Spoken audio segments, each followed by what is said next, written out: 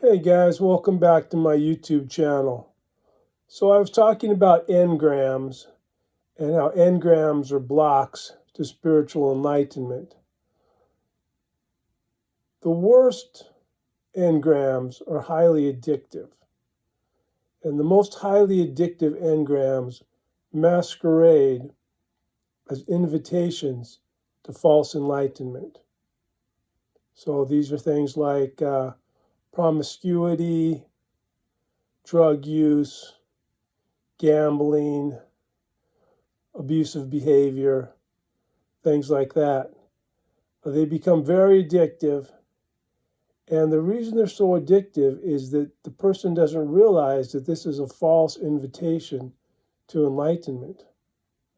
So they're seduced by it, and it becomes a cycle. So, for example, with adultery, the engram basically tells you, you're going to be so enlightened, you're going to go beyond what other people know.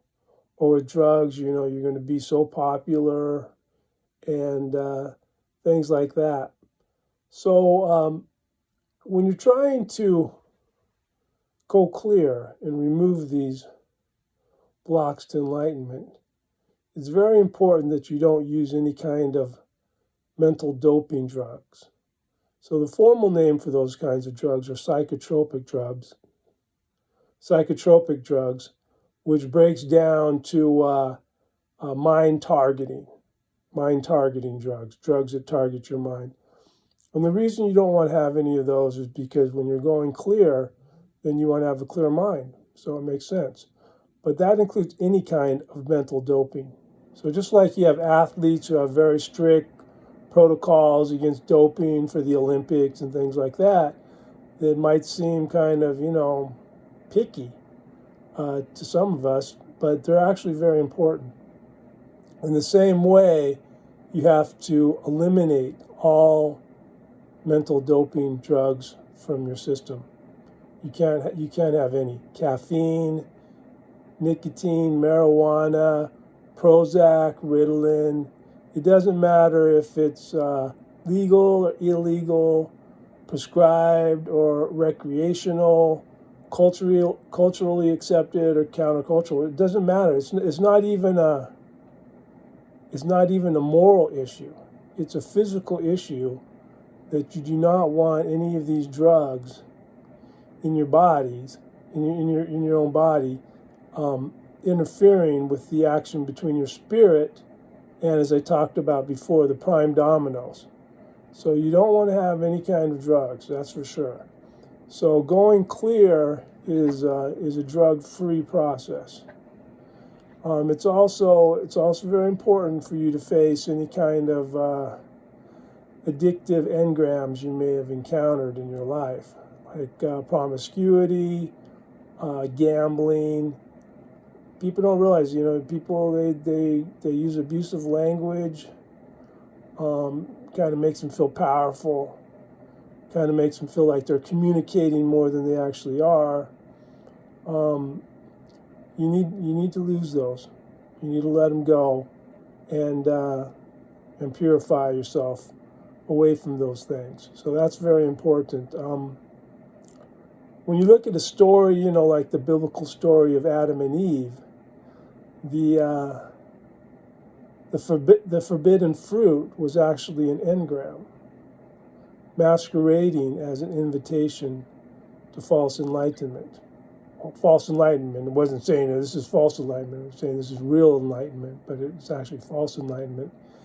And what happened then was that then the first people, they were no longer able to fully operate their spirits, and that's why they suffered decay.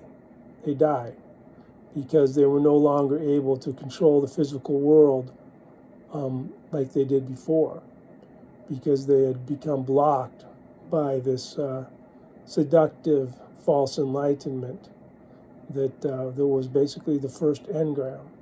So we need to avoid engrams. Now,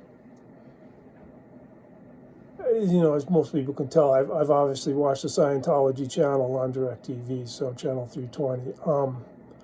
But there's also parallels. For example, St. Thomas Aquinas in the Catholic Church talked about the 4 principles of the glorified human body. So those 4 principles are clarity. One is clarity, and that's the going clear concept. So that's not only getting rid of your engrams, but also helping others, and then communicating very clearly, because you're no longer blocked from enlightenment by these barriers. Another one is celerity, celerity, and that has to do with the control of mest, the control of the physical world, and you'll be able to control the physical world more expediently. So celerity means speed, basically.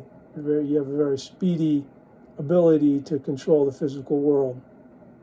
Another is subtlety, which means that you're able to appreciate the fine points of wisdom. And then the 4th is impassibility, which is a old school word that means that you're not subject to suffering. But in a modern context, what it means is that you're fully resistant to getting any engrams. So if you think about it, like you go clear and you get rid of your engrams, what happens if you get some new ones? So the ability to resist getting any engrams is impassibility. So when that becomes perfected, then you enjoy impassibility. So that nothing can basically phase you, nothing can block your spirit from operating to its fullest potential.